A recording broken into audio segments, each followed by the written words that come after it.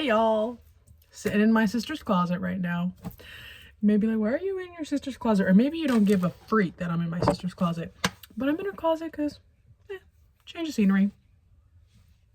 Sitting in the closet. How funny. Anyway, last night I had the most beautiful dream. The most beautiful dream. And let me tell you, my future's fucking bright, okay? Now, listen.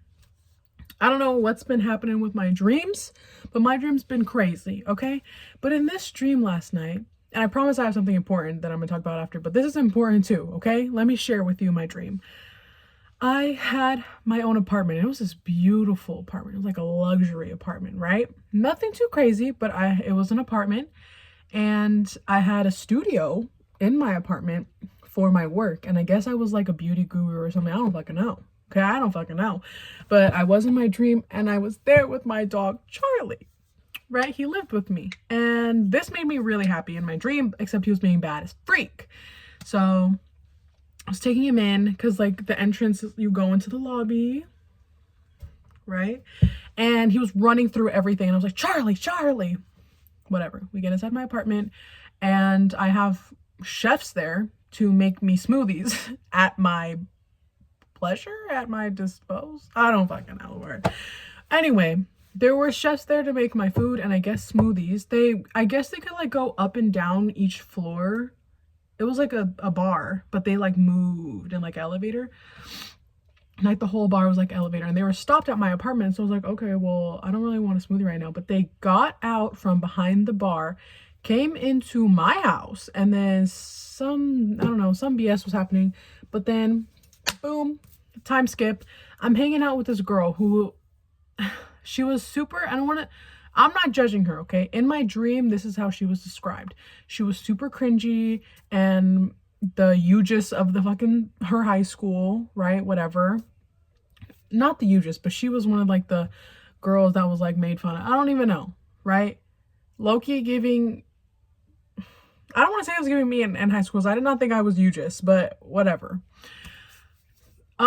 Whatever. And so now she was standing before me and she was so beautiful. She was this blonde white girl, right? I don't know why she was blonde and white, but she was. And she was so beautiful. She was so confident. She was just so peak, right? And she was married to this guy.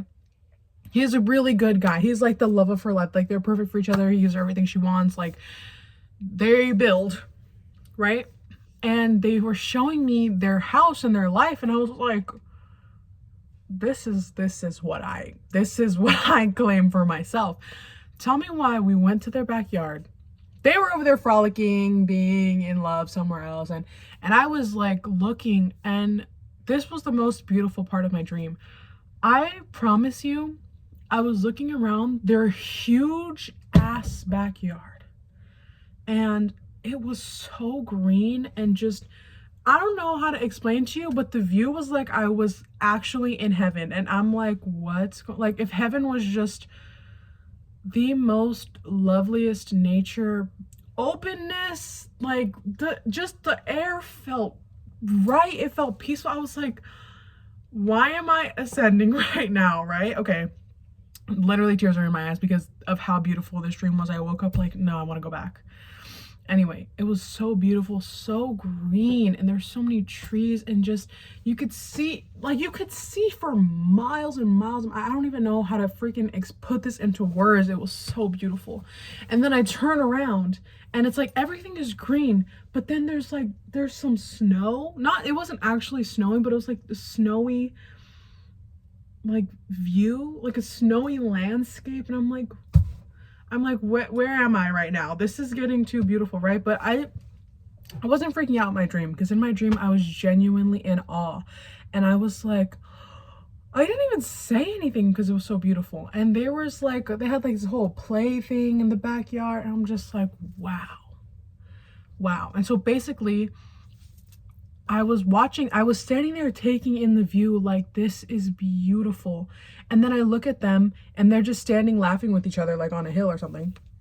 Not that far from me, right? But I was just like a bit apart because I was looking around their backyard. And then I was hit with the flashback, but it was a flashback of her when she was younger in high school. And I was her looking in the mirror, right, at who she used to be in high school. And then I zoomed out of the flashback and I saw her standing there. And then it was like this fucking montage of her like being beautiful and gorgeous. And I'm just like, wow. Like, wow. And I felt what she felt. And she had like, when she was in middle school, when I was in the flashback as her, she felt like defeated, depressed, you know, like what you would expect. And then I look at her now and I don't feel what she feels, but I can sense it, right? I can feel just from her aura, her vibe, her energy, looking at her. Anyway, and then I woke up. My God, was that a beautiful fucking dream? Anyway, what I wanted to talk about today was how okay, what I wanted to talk about today was, I feel like I need to take off my headphones to talk about this, was I was looking in my notes app, right? And I had seen, there was this time I was literally sitting in the car, my parents were at like a chiropractor or whatever, and I was just feeling so down that day. And like for a while, it's like it was in a down slope. I was like, what's going on, man? Like, why am I feeling like this? Like, what's going on? I don't know why I feel so like everything's getting effed up and like things are just not progressing and it's so stagnant and right? Y'all know the feeling. You know the feeling when you're like, damn, what the hell is going on with my life? And so I was sitting in that car and I remember that morning or that day, I was literally sitting in silence because I forgot my damn headphones. So in the car, just looking at the trees, and I'm just like, God, universe, source, please give me a sign, like a sign, any sign that I can understand, right? And so I'm sitting there just like sitting in silence, looking at the trees. I was literally like low-key kind of meditating. I was just sitting there taking deep breaths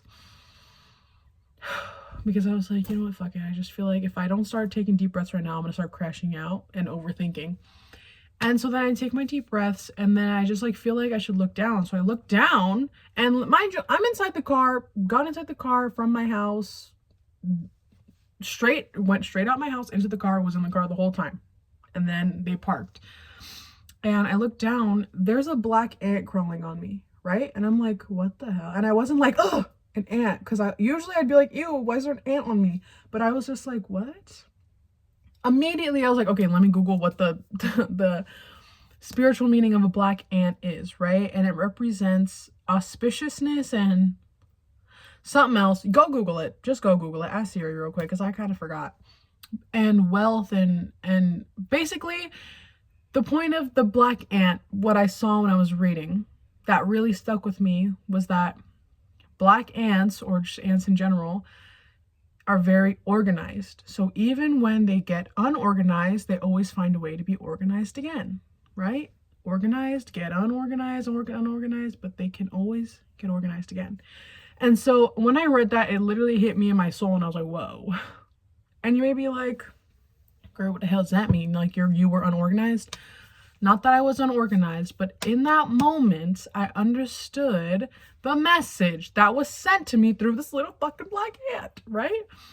And it was that even when things are feeling off and down, when you feel like, what the hell? Like, why do I not feel like myself? Why do I feel like things aren't working out for me? What is going on? Because I felt like I was just doing a lot of doom scrolling. I felt like I was just doing things that weren't aligned with me and whatever. And I was just like, even when I do the things that are aligned with me, I still am feeling shitty, basically. And so then I thought about it and I was like, when you start trailing away from you, right? You start feeling like you're in this space of disconnectedness from yourself. Because when you're connected to yourself, you're still going to feel all the emotions of the world, happy, sad, angry, whatever, annoyed, joyful, excited, whatever. But it's a different feeling when you're disconnected.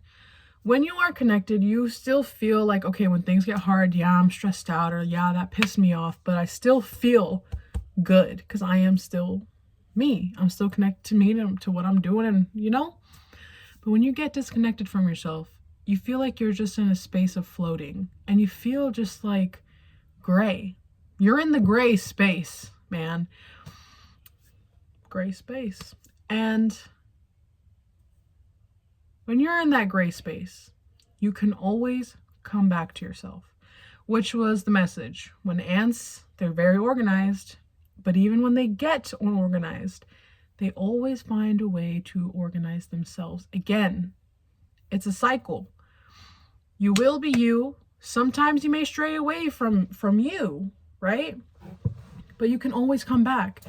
Anytime you feel like, I don't know what I'm doing, I feel lost, I don't know, all the answers are within you. And I promise you that. I promise you that every answer you could possibly seek, maybe not every single answer, but the answers for you, for what you need to know about you, for you in your life, are within. Because I remember feeling like I needed to find things externally, or maybe if I just had these certain types of friends, or if maybe I just did these types of things, or if I went to this stuff, or I dressed this way, or I acted this way, then all these things would start happening for me, and then I would start being this and start feeling this. 11 on the freaking time. Then maybe I'd be happier.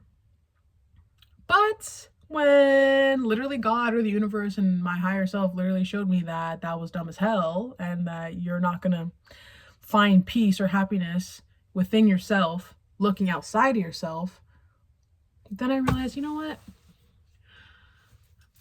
Everything that I want to be is already who I am.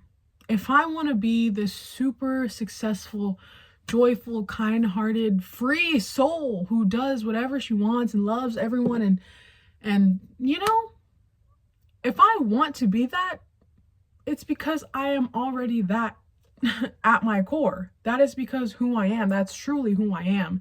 And I'm just finding my way back to me, you know? So when you feel like things aren't aligning with you, when you feel like your parents or people, friends, whatever kind of influences are influencing you, social media is telling you that if you want this, if you want to be seen as this, then you need to act this way and look this way and do these things and be this and that and what the ever fucking shit, whatever that shit, doesn't matter. Okay?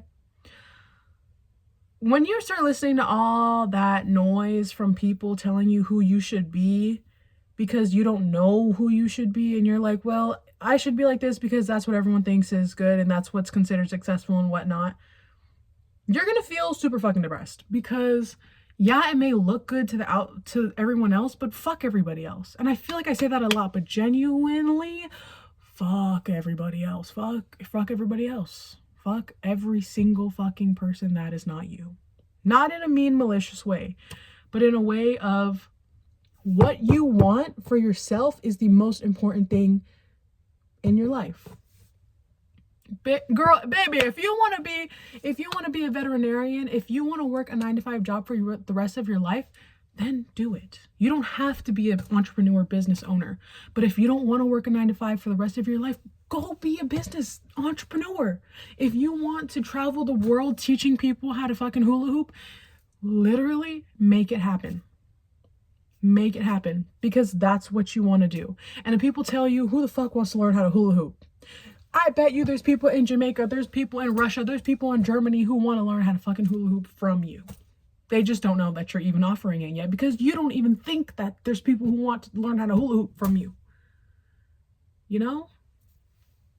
So, yeah. But if people are telling you that shit's stupid, or that you should do this, or that, oh, you're so good at this that you should do this, or you're too smart to be pursuing the arts, or you should just do this, or you should at least get a job and then finish college, or do this and then invest in this and then do this and this and this. Ignore it. I'm going to say, though, some advice is good advice, but you don't absorb. Do not absorb what other people are telling you. Don't even absorb what I'm telling you. Just observe it.